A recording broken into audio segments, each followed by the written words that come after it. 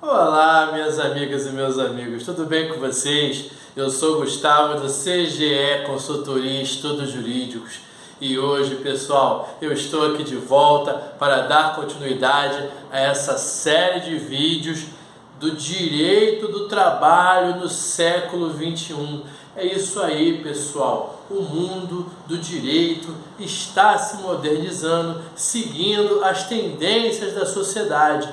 E o direito, e principalmente como nós estamos conversando aqui, o direito do trabalho e sua legislação e os seus entendimentos jurisprudenciais e doutrinários e conceituais não podem ficar para trás, não podem ficar desatualizados. E eu vou conversar com vocês hoje sobre mais um tema moderno, mais um tema que foi voltado e relembrado de forma mais específica na reforma trabalhista de 2017. Eu vou conversar com vocês hoje, pessoal, sobre teletrabalho ou trabalho remoto, ou aquela expressão que todo mundo gosta de falar, o famoso home office. Mas antes de mais nada, pessoal, eu peço para que vocês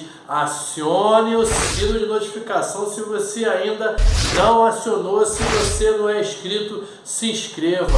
Peço também, se você já gostou desse tema, dê o like nesse vídeo e compartilhem esse vídeo com outras pessoas, para que outras pessoas também se atualizem sobre os temas mais recentes e badalados de direito do trabalho aqui no século XXI. Pessoal, como eu disse, nós vamos conversar sobre home office, ou como a legislação fala, teletrabalho ou trabalho remoto. Essa espécie de trabalho, pessoal, ela não nos traz novidade. Isso aí não veio só com a reforma trabalhista. Já tinha algum início há um bom tempo, nós já conversamos, e a legislação ela já foi muito forte quando conversou conosco sobre trabalho externo. O legislador, quando ele criou o trabalho externo, ele já começou ali a dar as primeiras linhas do que seria futuramente esse trabalho remoto, esse home office. E depois de alguns anos, esse trabalho remoto ele foi sendo utilizado. É certo que o trabalho remoto ou home office, antes da pandemia, ele não era tão usado. Algumas empresas já se utilizavam desse trabalho remoto, mas com certeza não com toda essa proporção, com toda essa escala que atualmente nós encontramos no dia a dia. Isso é fato. Mas como já vinha acontecendo e como já se demonstrava claramente que essa era uma tendência da sociedade, o trabalho remoto, o trabalho em home office, logicamente a Lei 13.467, a famosa reforma trabalhista, tratou de normatizar esse tipo de trabalho. Por quê? Você sabe que o direito ele tem que acompanhar a sociedade. E muitas vezes o direito nem sempre ele consegue ser tão rápido. Ou seja, o trabalho remoto ele já existia. É essa que é a verdade. Ele já existia, só que não tinha essa legislação pertinente a ele. Por quê?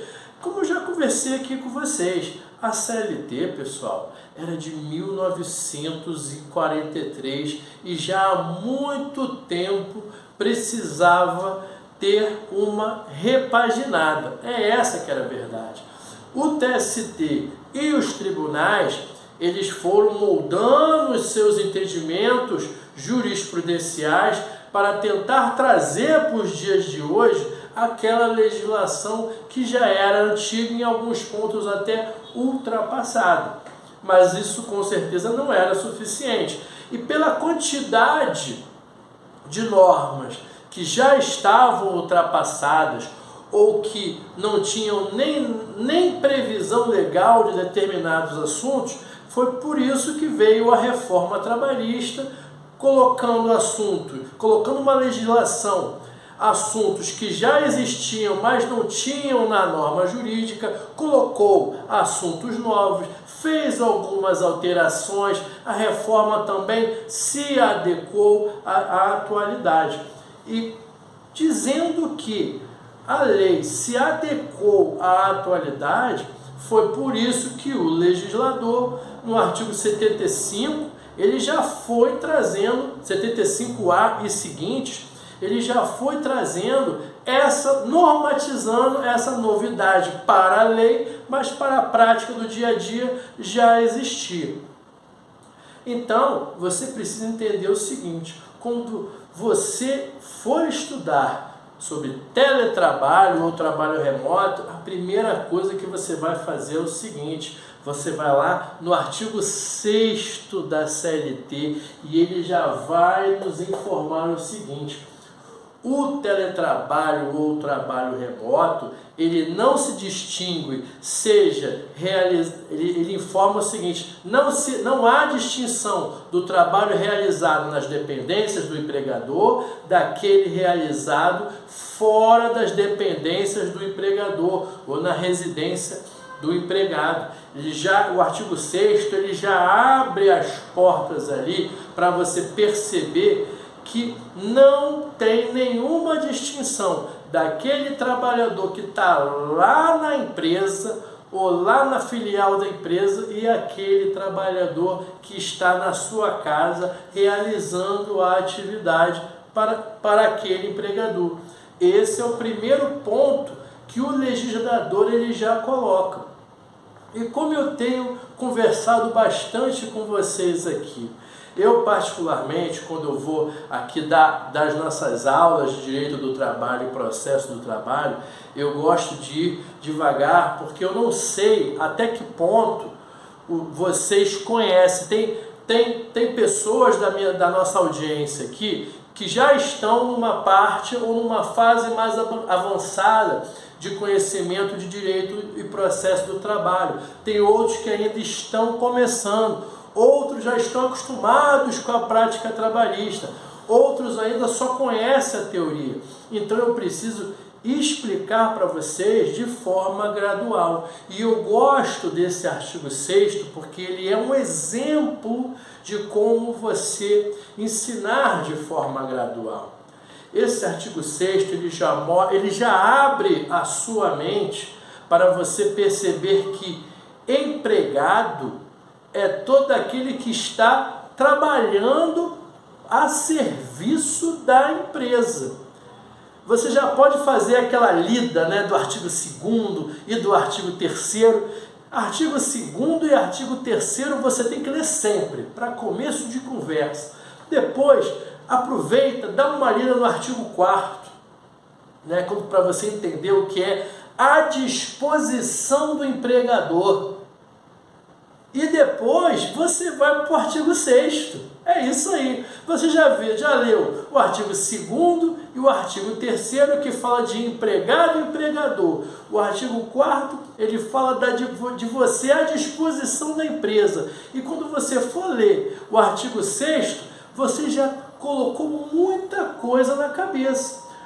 O trabalhador que trabalha em home office, ele está à disposição da empresa, conforme prevê o artigo 4º da CLT. Então, veja que esse estudo desses artigos de forma sistemática, ele vai abrindo a sua mente para você entender o que o legislador ele quer.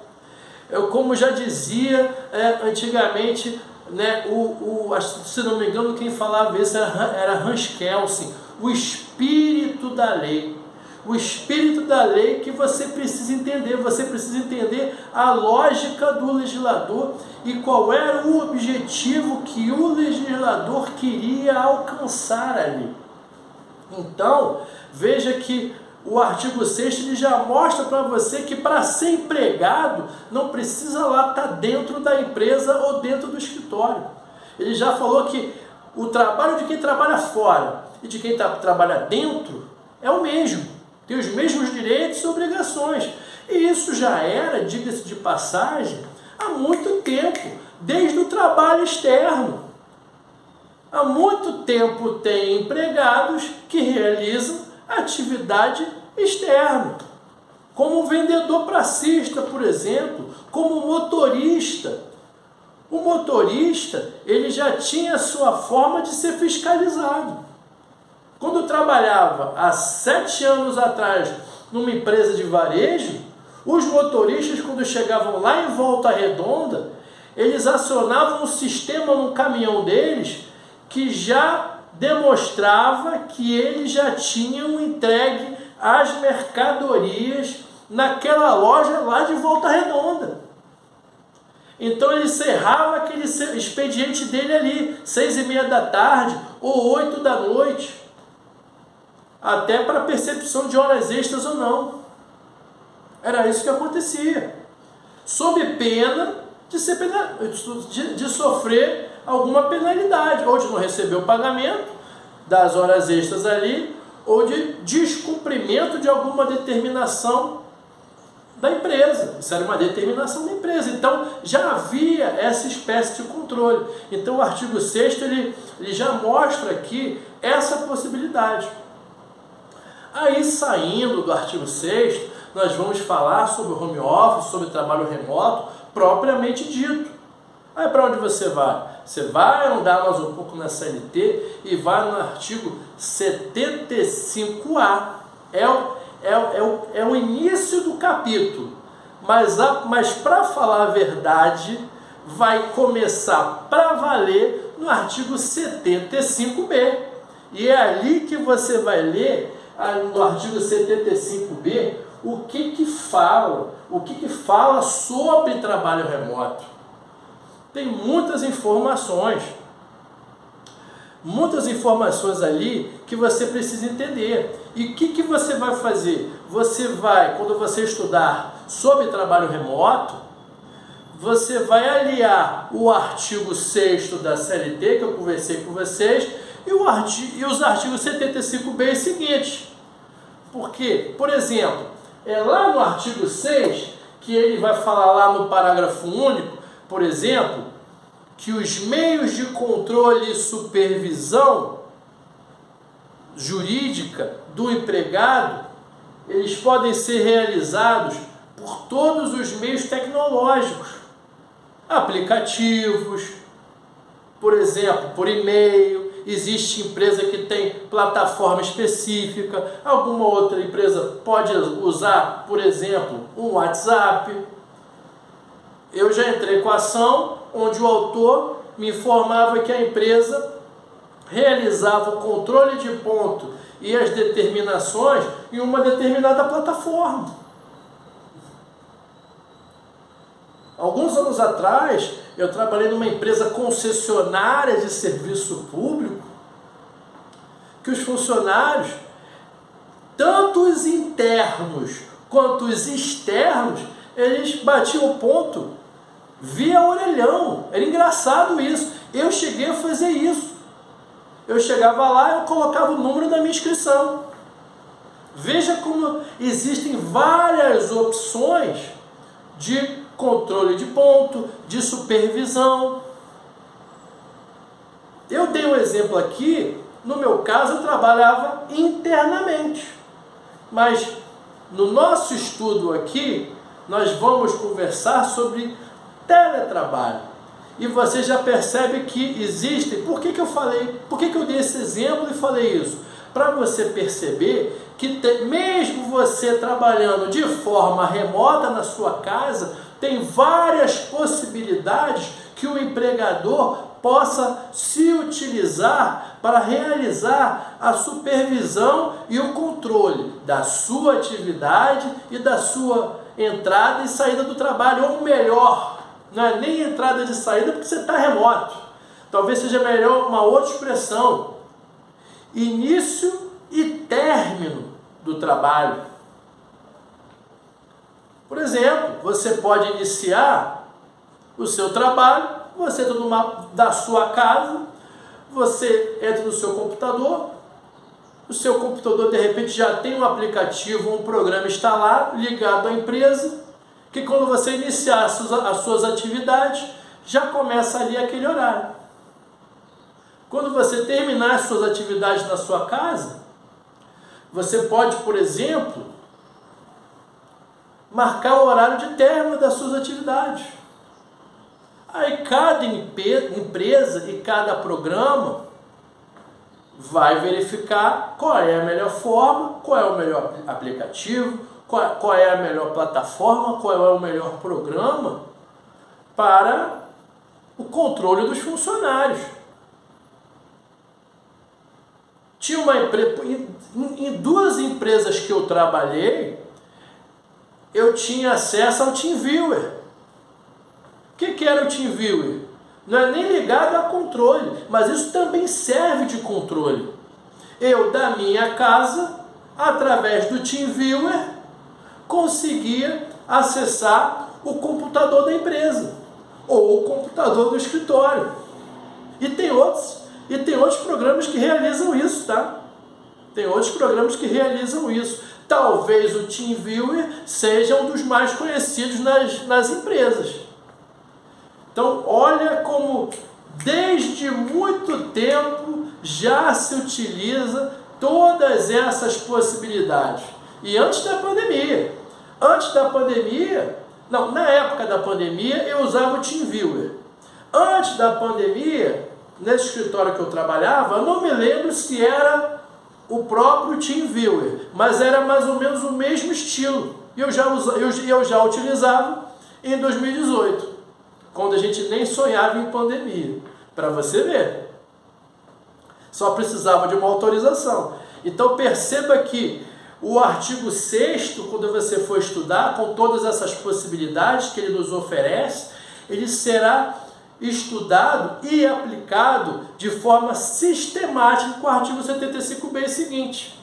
Aí, lá no artigo 75b, ele está ali conceituando teletrabalho, que é aquele trabalho realizado preponderantemente fora da empresa. Pode até, em algumas ocasiões, você estar lá dentro da empresa. Mas o teletrabalho, conforme a própria nomenclatura da legislação, ele fala preponderantemente fora da empresa.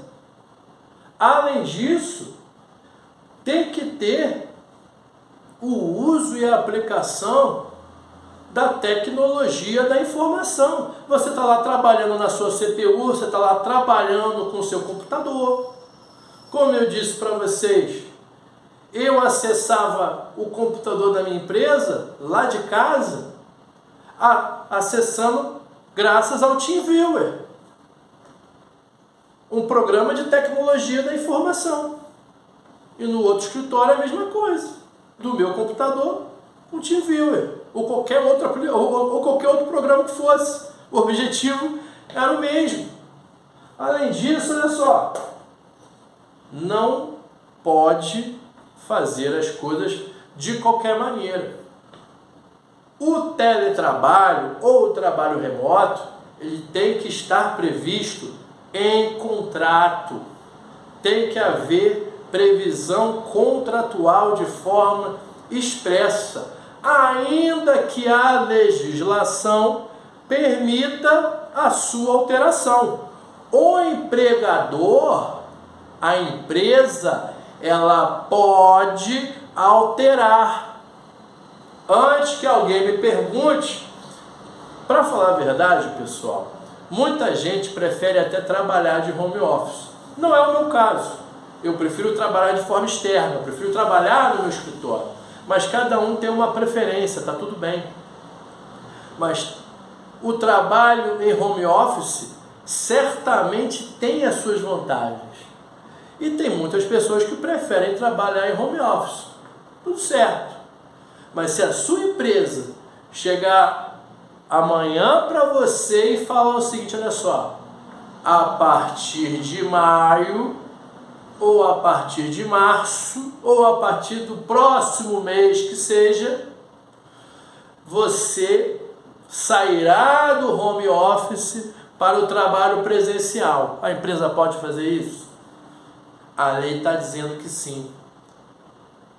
Não se esqueça do direito potestativo do empregador.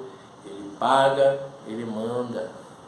Respeitado, logicamente, o bom senso, os bons costumes, a legislação, toda aquela história para ninguém vir falando nada desconexo. Mas quem estuda direito do trabalho sabe que existe o direito potestativo do empregador, porque da mesma maneira que ele responde pelos riscos, já que ele responde pelos riscos do negócio, até porque ele ofere lucro com isso, ele é quem decide. Mas é lógico, respeitando a lei.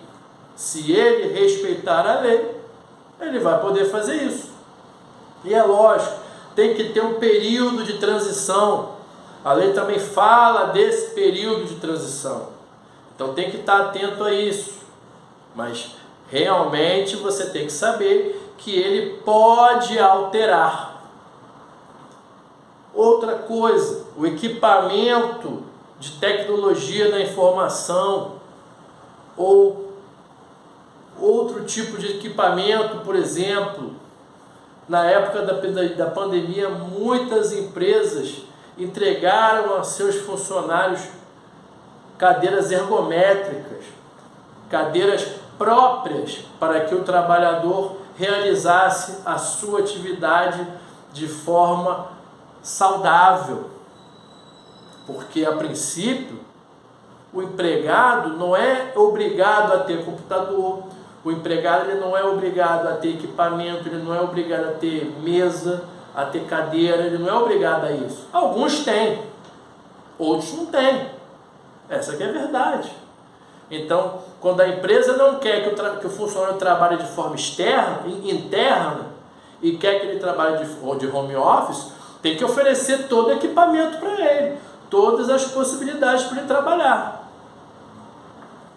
E o fornecimento desse equipamento, o fornecimento de tudo isso e toda a responsabilidade advinda disso, reembolso, caso haja necessidade, tudo isso tem que haver previsão contratual, tem que estar expresso.